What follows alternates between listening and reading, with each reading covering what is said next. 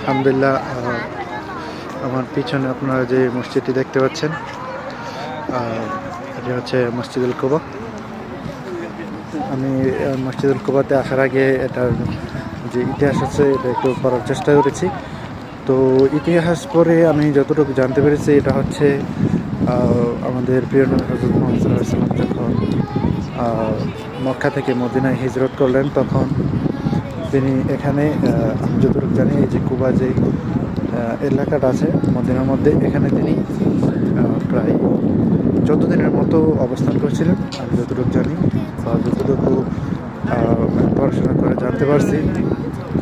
তো এই 14 দিনের মধ্যে আসলে উনি এই মসজিদটা তৈরি করেছেন সাহাবীদেরকে নিয়ে।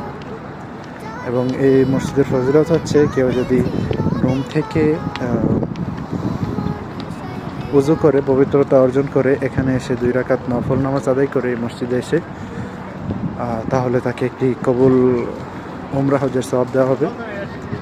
তো আমাদের প্রিয় নবী হযরত মুহাম্মদ সাল্লাল্লাহু আলাইহি ওয়াসাল্লাম প্রতি শনিবারেই প্রায় এই মসজিদে আসতেন, পবিত্রতা অর্জন করে এই মসজিদে আসতেন এবং তিনি এখানে এসে 2 রাকাত নামাজ আদায় করতেন প্রতি শনিবারে। এই হলো মসজিদুল কুবার ইতিহাস।